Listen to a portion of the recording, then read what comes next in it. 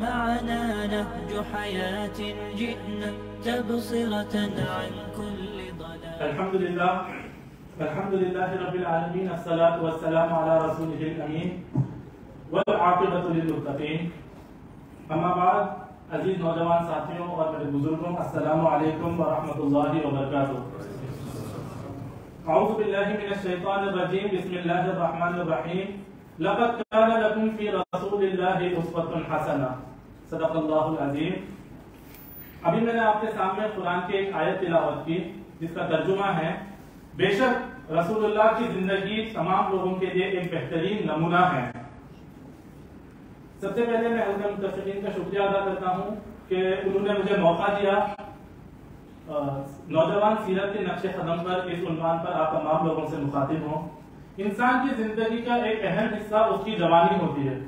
یہ وہ دور ہوتا ہے جب اس کے امنگیں ہوتے ہیں، اس کے خواہشات ہوتے ہیں، اس میں طاقت ہوتی ہے، قوت ہوتی ہے کچھ چیز حاصل کرنے کی، اور وہ اپنے لیے ایک نصب العین رکھتا ہے کہ مجھے یہ بننا ہے، مجھے فلانا تعلیم حاصل کرنی ہے.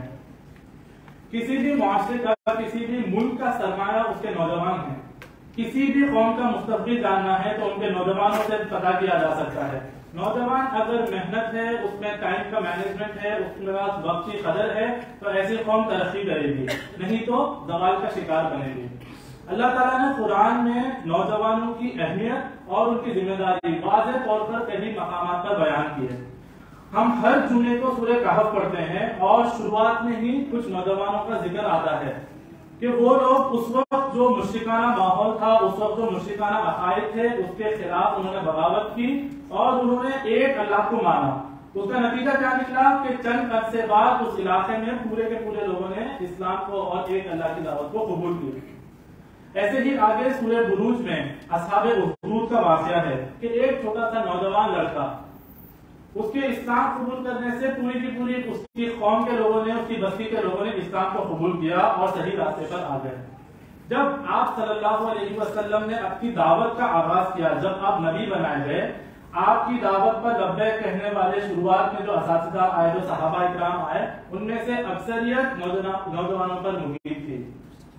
آپ صلی اللہ علیہ وسلم کی حدیث ملتی ہے نوجوانوں کی اہمیت کے بارے میں، اس دور کی اہمیت کے بارے میں.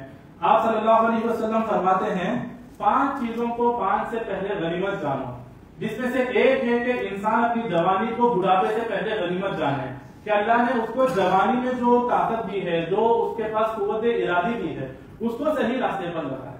ایک اور حدیث میں آپ صلی اللہ علیہ وسلم فرماتے ہیں کہ قیامت کے دن 5 سوالات کیے جائیں گے اور اس کا جواب دیے بغیر بنی آدم اپنی جگہ سے حل نہیں سکیں گے.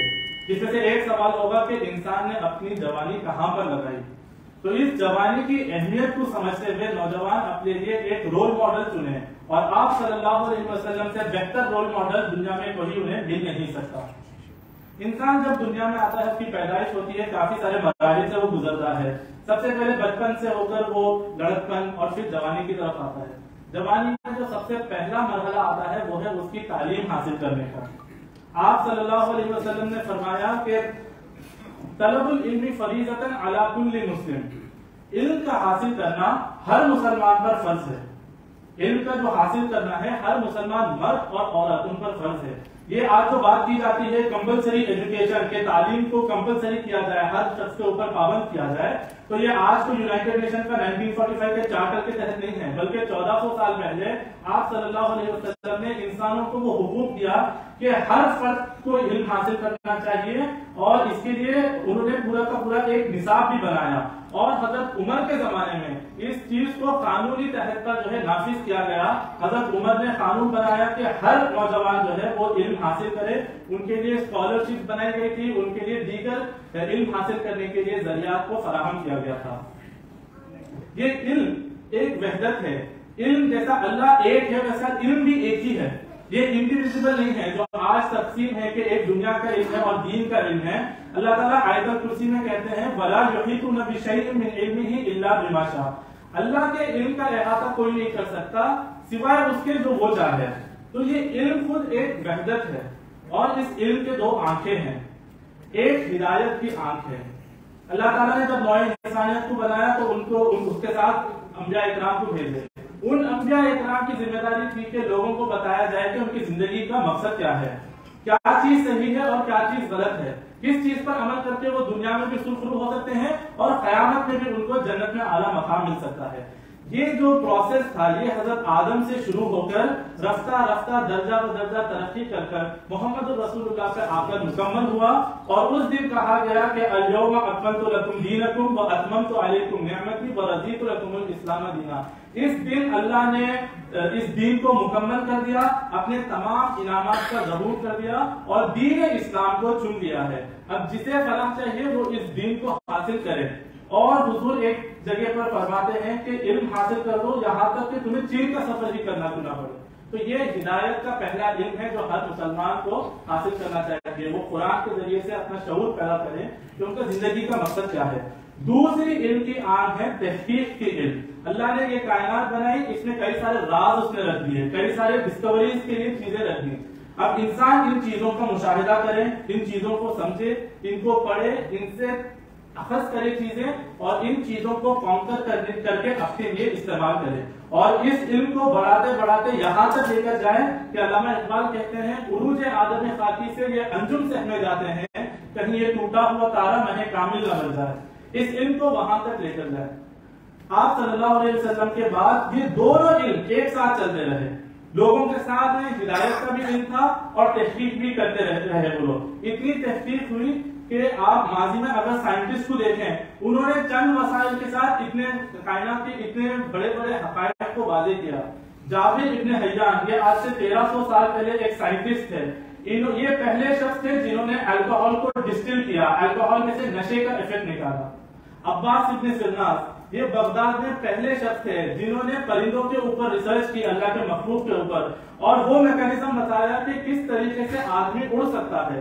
इनके काम को लियोनार्डो दा विंसी और आगे राइट ब्रदर्स ने मजीद बढ़ाया और उन्होंने एरोप्लेन की इजाद की जिससे आज आप और हम सफर कर रहे हैं। फातिमा अल फहरी इन्होंने मोरक्को में एक यूनिवर्सिटी कायम की, जामियातुल क़रबैन। 1200 साल से आज तक वो यूनिवर्सिटी चली आ रही है और यूनेस्को इस बात की तस्दीक करता है कि ये पूरे दुनिया में सबसे पुरानी फंक्शनिंग यूनिवर्सिटी है। हार्वर्ड, कैम्ब्रिज और ऑक्सफोर्ड से भी पुरानी यूनिवर्सिटी है जिसकी बुनियाद एक मुस्लिम खातून ने रखी थी।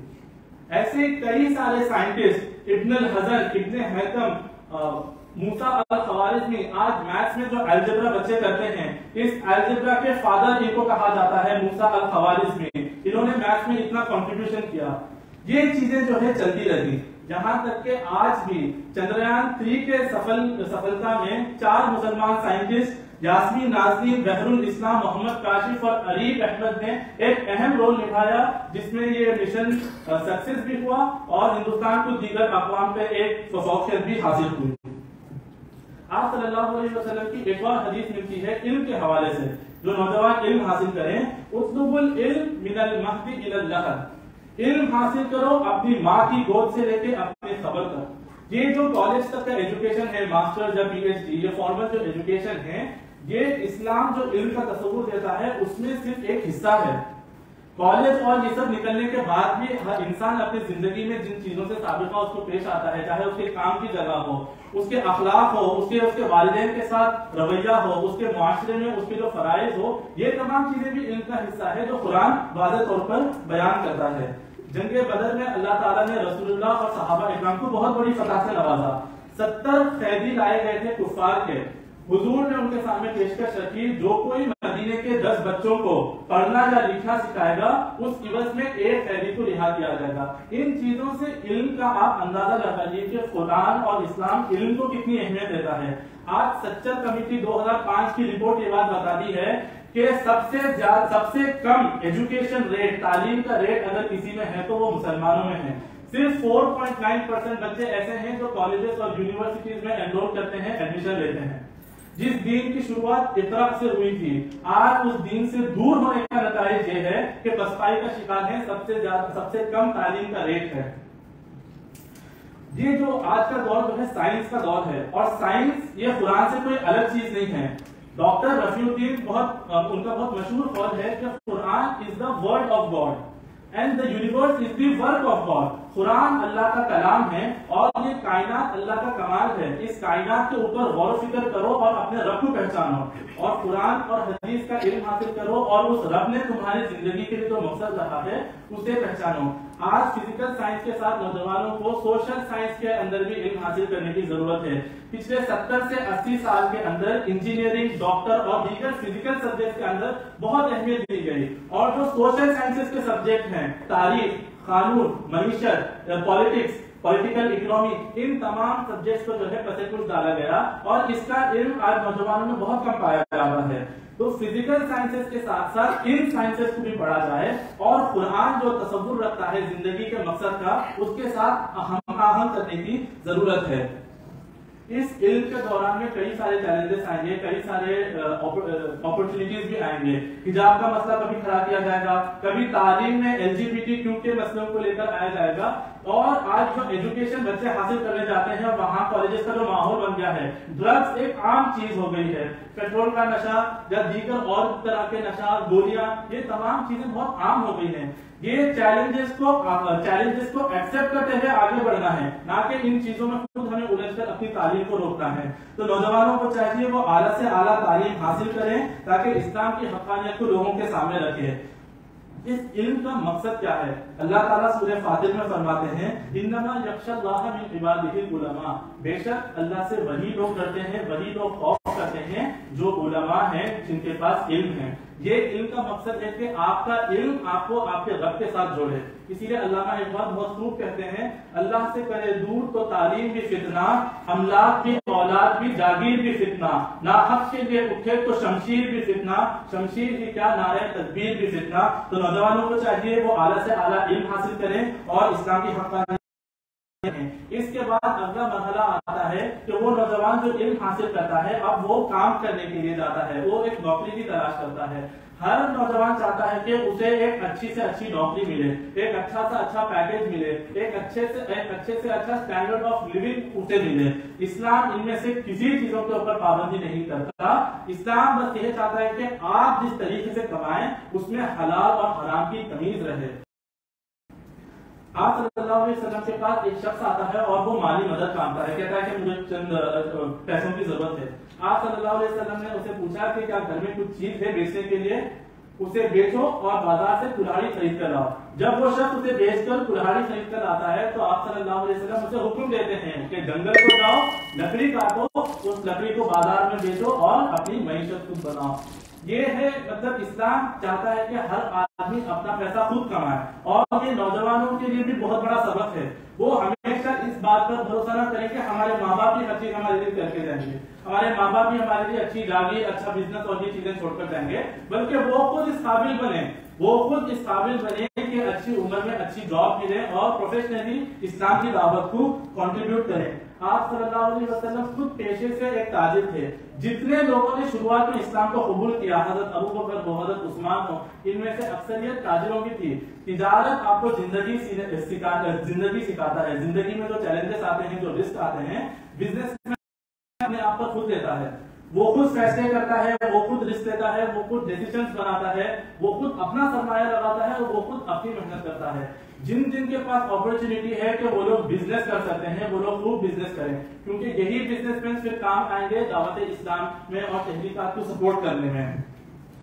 اور جو یہ بات آئی تھی سوشل سائنس کی، وہ سوشل سائنس کی آج کا دور ٹیکنالوجی کا دور ہے. اور حال ہی میں جو عمر سیریز آئی تھی، جو حضرت عمر کے اوپر 30 ایپیسوڈ تھے، اس نے نوجوانوں کے اندر کتنی بڑی تبدیلی لے کر آئے. آج ایک اگر فلم ریلیز ہوتی ہے تو 100 کروڑ کو کماتی ہے، 100 کروڑ لاکھوں لوگوں کے دیکھنے پر اس فلم کو ملتا ہے. تو یہی اچھے کنٹینٹ بنا کے لوگوں تک جو ہے اسلام کی دعوت پہنچا سکتے ہیں. اچھے ہسٹورینز کی ضرورت ہے. آج آپ کے تاریخ کو مسخ کیا جا رہا ہے، تاریخ کو توڑ مروڑ کے آپ کے سامنے پیش کیا جا رہا ہے تاکہ نوجوان اپنی تاریخ سے بدزن ہو جائے. یہ تاریخ قوموں کا حافظہ ہوتا ہے. اگر قوم اپنی تاریخ سے واقف نہیں ہے تو ان کو کسی بھی راستے پر آپ لے کر جا سکتے ہیں. آج کتنے طریقے کے فتنے اٹھاتے ہیں، فلاں جگہ پر ایک اور عبادت گاہ تھی، اسے توڑ کر یہ چیز بنا دیا گیا، جہاں پر فلاں چیز تھی اسے توڑ کر یہ چیز بنا دیا گیا. آج ہسٹورینز کی ضرورت ہے جو ان چیزوں کے حقائق کو سامنے لوگوں کے پیش کرے. اپنے فٹنس کا، اپنی تندرستی کا نوجوان خوب خیال رکھیں۔ رسول اللہ کی حدیث ہے کہ اللہ کو قوی مومن پسند ہے بنسبت ایک ضعیف مومن کے، کہ مومن اگر طاقتور رہے گا تو وہ اپنی قوتیں اور صلاحیتیں اچھے کام میں استعمال کرے گا، اس کے پاس طاقت رہے گی تو وہ اچھی چیزوں کو نافذ کرے گا، اچھی چیزوں کا احکام دے گا۔ ایک وقت حضرت عمر کے سامنے ایک شخص آیا جس کا پیٹ نکلا ہوا تھا، تو حضرت عمر نے اسے سوال کیا کہ یہ کیا ہے؟ تو اس نے کہا کہ یہ اللہ کی رحمت ہے۔ حضرت عمر نے اسے ڈانٹا اور کہا یہ اللہ کی رحمت نہیں، اللہ کی زحمت ہے۔ حضور کے زمانے میں گھڑ سواری، تیر انداز، یہ تمام ہنر تھے جو ہر شخص سیکھا کرتا تھا۔ آج بھی نوجوانوں کو چاہیے کہ وہ اپنے فٹنس کا اچھے سے اچھا خیال رکھیں۔ نوجوانوں کی زندگی میں ایک اہم مرحلہ آتا ہے جو وہ مرحلہ ہوتا ہے جب ان کی شادی ہوتی ہے۔ آج جتنے بھی شادی کے رسومات ہیں جس کی وجہ سے لوگ لیٹ میرجز کر رہے ہیں، لوگ اپنی شادی کو ڈیلے کر رہے ہیں، ان تمام رسومات کو چھوڑ کر آسان شادی کریں۔ رسول اللہ نے 11 نکاح کیے، ان تمام نکاح میں جو سب سے اہم بات سیکھنے کی ہے، انہوں نے یہ تمام نکاح جو ہے آسان طریقے سے کیے۔ اس میں کوئی طریقے کی جو ہے ریتی رواج ان چیزوں کو نہیں رکھا گیا، بلکہ آسان طریقے سے کیا۔ ایک وقت آپ نے دیکھا کہ حضرت عبد الرحمن ابن عوف مدینے میں آپ چلے آ رہے تھے اور کپڑوں پہ زعفران لگی تھی، آپ نے فرمایا کہ عبد الرحمن ابن عوف کچھ خاص بات ہے؟ تو انہوں نے فرمایا کہ اللہ کے رسول میں نے نکاح کر لیا۔ اتنے سادہ طریقے سے اس وقت نکاح ہوا کرتے تھے۔ آج 5-6 لاکھ لگا کر جو مہنگی شادیاں ہو رہی ہیں، اور اس پیسے کو جمانے کے لیے جتنی محنتیں ہو رہی ہیں، جتنی مشقتیں ہو رہی ہیں، جتنا وقت ضائع ہو رہا ہے، ان تمام چیزوں سے نوجوانوں کو باہر آنے کی ضرورت ہے۔ یہ جتنی بھی چیزیں ہیں ان سب چیزوں کا حاصل کیا ہے؟ یہ سیرت کا پیغام جو ہے نوجوانوں کے لیے کیا پیغام دیتا ہے؟ سب سے پہلا پیغام کہ نوجوان اپنے تعلیم سے، اپنے پروفیشن سے اپنی خودی کو خود پہچانے۔ کون ہوں میں؟ مجھے کس لیے اس دنیا میں بھیجا گیا؟ کیا چاہتا ہے میرے مالک مجھ سے؟ کیا چاہتے ہیں؟ اور پھر جب وہ اپنے مقصد کو پہچان لے، اپنی پوری کوششیں اس مقصد کو حاصل کرنے میں، اس دین کا علم حاصل کرنے میں، اس کی تبلیغ اور دعوت کرنے میں اپنا وقت لگائے۔ جوتی راؤ پھولے جو انڈیا کے بہت مشہور ریفارمر تھے، انہوں نے آپ صلی اللہ علیہ وسلم کے اوپر ایک نظم لکھی۔ اس نظم میں انہوں نے حضور کی بہت تعریف بیان کی۔ آخر میں وہ کہتے ہیں کہ محمد کی انسانیت رنگ لائی تو ہر سمت سے یہ آواز آئی، خدا ایک ہے اس کی ساری خدائی، کہ دنیا کے انسان ہے بھائی بھائی، مدینے سے حق کا ہوا بول بالا، مدینے سے دنیا میں پھیلا اجالا۔ یہ جو رسول اللہ کی تعلیم کے ذریعے سے مدینے میں جو ریاست مدینہ کا قیام ہوا، جس میں عدل تھا، جس میں انصاف تھا، جس میں آزادی رائے تھی، جس میں تمام چیزیں مسیت تھی، یہ چیزیں آج دنیا کو یہ ماڈل کی ضرورت ہے۔ اس ماڈل کا لوگ آج انتظار کر رہے ہیں۔ تو نوجوان اپنا معمول بنائیں کہ ہر دن وہ قرآن پڑھیں، بے شک دن میں 10 منٹ پڑھیں لیکن ترجمے کے ساتھ سمجھ کر پڑھیں، اور 20-25 سال کے ہونے تک کم از کم 3 یا 4 دفعہ قرآن معنی کے ساتھ جو ہے وہ دوہرا چکے ہوں۔ مسلمان جب تک اس دنیا میں حق پر قائم رہے، قرآن کے اوپر قائم رہے، دعوت کا کام سر انجام دیتے رہے، اللہ نے انہیں اقتدار اور طاقت سے نوازا، اور جس دن انہوں نے یہ کام کرنا چھوڑا اس دن وہ لوگ زوال کا شکار ہوئے۔ اور یہ بات اپنے تحت شعور میں رکھ لیں کہ چاہے وہ 21ویں صدی آ جائے، چاہے وہ 30ویں صدی آ جائے، یا 1000 سال بعد کوئی اور وقت آ جائے، رسول اللہ کے نام پر کوئی توہین جو ہے کسی بھی زمانے میں برداشت کی نہیں جائے گی۔ اور یہ چیز چاہے وہ فریڈم آف ایکسپریشن کے نام پہ ہو یا کسی اور نام پہ ہو، حضور کے نام پر کبھی توہین برداشت نہیں ہوگی۔